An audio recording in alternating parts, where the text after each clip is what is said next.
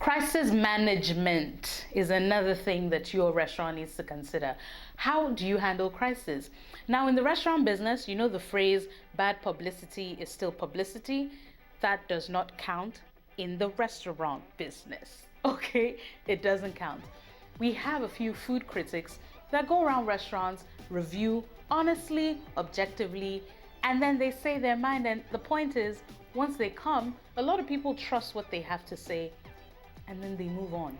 They didn't even give your restaurant a chance, right? So the point is, you need to understand how to handle crises like that. So if, for example, the food critic comes to your restaurant and says, you know, maybe your chicken was not seasoned, or this wasn't happening, or this wasn't happening, there's a way to turn around bad publicity into, you know, good publicity. What you could do, and I know I'm giving away free trade secret advice, and I don't want to see everybody doing it, think of new things. But one of the things you could do, if maybe they came in, your chicken wasn't seasoned, you know, fix that menu item.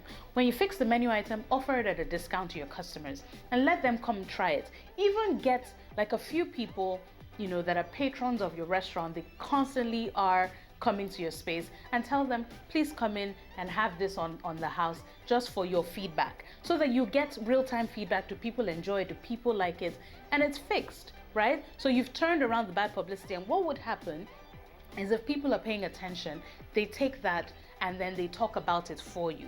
And so that's how you turn bad publicity into good publicity. You know, hire me, I could be your PR professional. Okay, let's not do that again. Another thing to consider is your workers' welfare plan. I don't know why I feel like every time I go to consult for a restaurant, sometimes people don't have that. I don't get it. How do you expect happy workers in the hospitality business to take care of your business while you're not there if you're not taking care of them?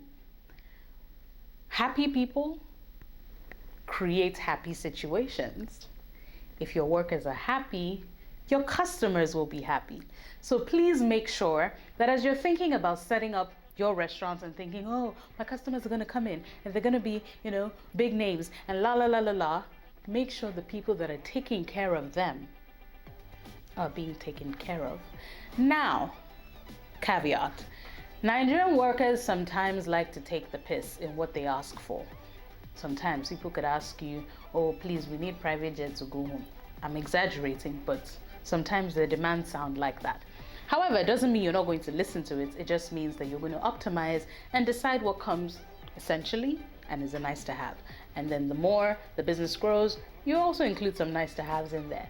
So when your workers come in, let them have water, let them have food, let their uniforms be good. All of that, you know, basically. If you can't afford to pay them large salaries when you're starting, at least make sure you have health insurance for them, and make sure, you know, put a little few things in place for them, pension, all of that, so that they feel like, okay, yes, my salary isn't great right now, but you know, it could get better, and I also have all these things that I wouldn't have had at my other jobs. So those are some of the things that you need to think about when thinking about welfare. And please make sure you communicate what the vision is of the organization, so that you're not just doing the welfare for today, you're doing it for the future, and they understand why that is in place. Advertising, advertising, advertising, advertising. How many times can I say that you need to advertise? But there is a trick to it, and you need professionals, maybe like myself, to help you with this. But understand that you need to advertise your restaurant. There's some people that take a subtle approach.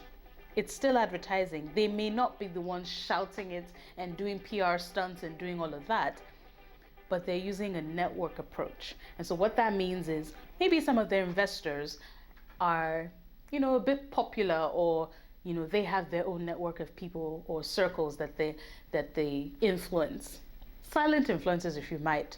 And what they do is they use that network to bring people in. So they tell the investors, please bring these people in, or they tell friends of the house, please post about our page.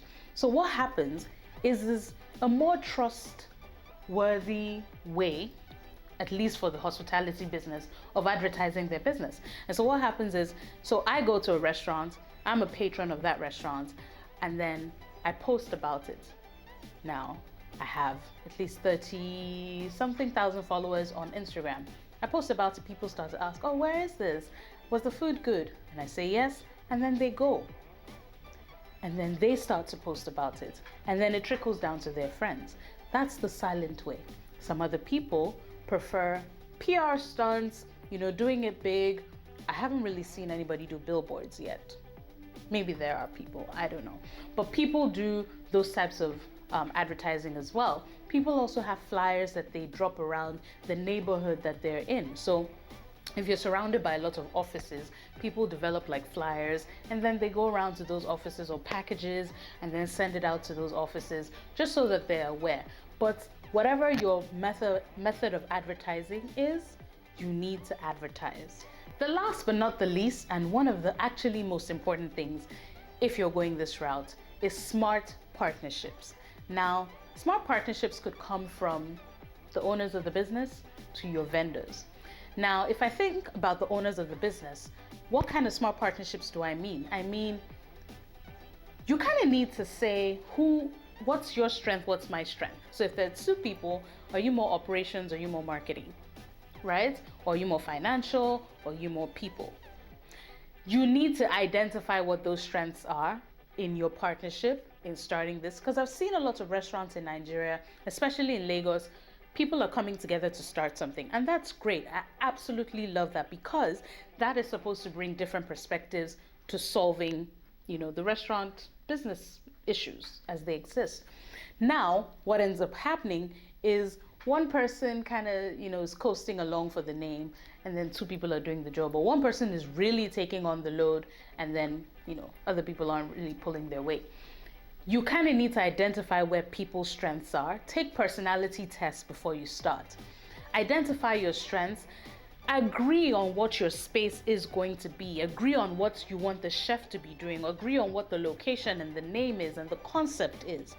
I need to be able to speak to all partners, and then they tell me the same story of what your restaurant is. Once you've agreed, then identify your strengths and work in those capacities. Not to say that things wouldn't overlap, but at least do that. Now, in terms of vendors, smart partnerships. So chicken is one of the most popular things on your menu, right? You kind of need to diversify your sources of chicken. So you're going to have the person that is your constant supplier and the person that is your emergency supplier.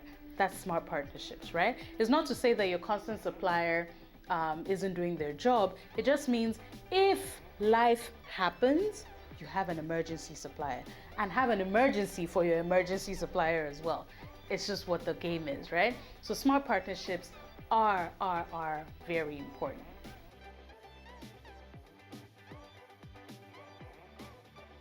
A few softer things you need to note when you're starting your restaurant business. You're probably not going to have your weekends anymore. You're probably not going to have as many holidays in the year. The ones that everybody takes and it's like, hey, a public holiday. You're not going to have that. You're not going to be able to travel as much unless you're scaling, and you're scaling in multiple cities and you need to move around.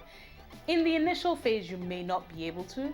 Once your processes are tight, you will be able to. Not to scare you, but it's just something that you need to consider. Signage, are you going to have signage out?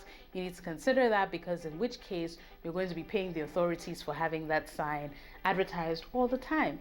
Your taxes, you need to make sure that your taxes are sorted. Get a quality accountant and make sure that that is in place. This is one that a lot of people don't do all the time, but pick a day in the week to shut down. Even if it's once a month, shut down, do your trainings, do your deep cleaning, do your fumigation, but you need to pick a period.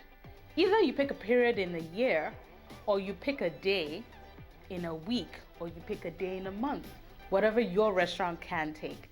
But you need a period of time to shut down, retrain, recalibrate, communicate the vision again, promote people, celebrate people, take your staff out, you need all of these things at least once a week, once a month, a period of time in the year, you need to shut down and recalibrate.